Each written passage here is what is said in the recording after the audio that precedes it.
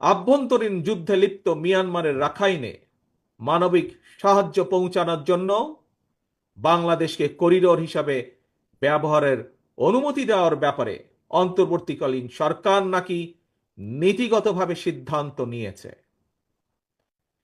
দেশের স্বাধীনতা সার্বভৌমত্বের সঙ্গে জড়িত এমন একটি স্পর্শকাতর বিষয় সিদ্ধান্ত নেওয়ার ক্ষেত্রে অন্তর্বর্তীকালীন সরকার কিন্তু জনগণকে জানায়নি, এমনকি জনগণের প্রতিনিধিত্বকারী রাজনৈতিক দলগুলোর সঙ্গেও কোনোই আলোচনা করার প্রয়োজন বোধ করেনি। দেশের জনগণকে না জানিয়ে অন্তর্বর্তীকালীন সরকার এ ধরনের সিদ্ধান্ত নিতে পারে কিনা কিংবা নেওয়া উচিত কিনা এই মুহূর্তে সেই বিতর্ক আমি তুলতে চাই না। তবে দেশের স্বাধীনতা প্রিয় জনগণের কে মনে করে করিডোর স্বাধীনতা প্রিয় জনগণ মনে করে করিডোর দেওয়া না দেওয়ার বিষয় সিদ্ধান্ত আসতে হবে জনগণের কাছ থেকে। সিদ্ধান্ত আসতে হবে জনগণের প্রত্যক্ষ ভোটে নির্বাচিত জাতীয় সংসদের মাধ্যমে। এই ধরনের পরিস্থিতিতে গণতান্ত্রিক বিশ্বের দেশে দেশে এটাই নিয়ম, এটাই রীতি।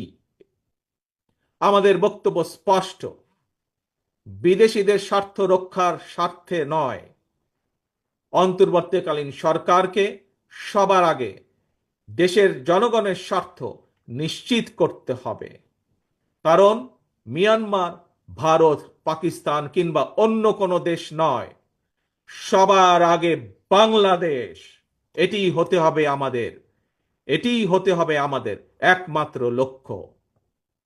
সারা দেশের শ্রমজীবী কর্মজীবী ভাই ও বোনেরা, আমি বিশ্বাস করি, বিএনপি বিশ্বাস করে, তৃণমূলের জনগণের রাজনৈতিক এবং অর্থনৈতিক ক্ষমতায়ন ছাড়া শ্রমজীবী কর্মজীবী মানুষের ভাগ্যের পরিবর্তন সম্ভব নয়। শ্রমজীবী কর্মজীবী মানুষের অধিকার উপেক্ষা করে কোনো রাষ্ট্র এগিয়ে যেতে পারে না।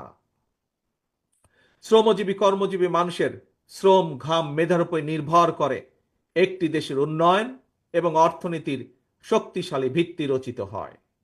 প্রিয় দেশবাসী, 1971 সালের অর্জিত মুক্তিযুদ্ধের বাংলাদেশ, 75 সালের 7ই নভেম্বরের আধিপত্যবাদ এবং তাবেদার মুক্ত বাংলাদেশ, 90-এর স্বৈরাচার মুক্ত বাংলাদেশ, 2024-এর 5ই আগস্টের ফ্যাসিবাদ মুক্ত বাংলাদেশ। দেশের ইতিহাসের প্রতিটি বাঁকে জনগণের একটি সুমহান আকাঙ্ক্ষা। কি সেটি? সেটি হচ্ছে একটি বৈষম্যহীন, নিরাপদ, মানবিক, গণতান্ত্রিক বাংলাদেশ বিনির্মাণ।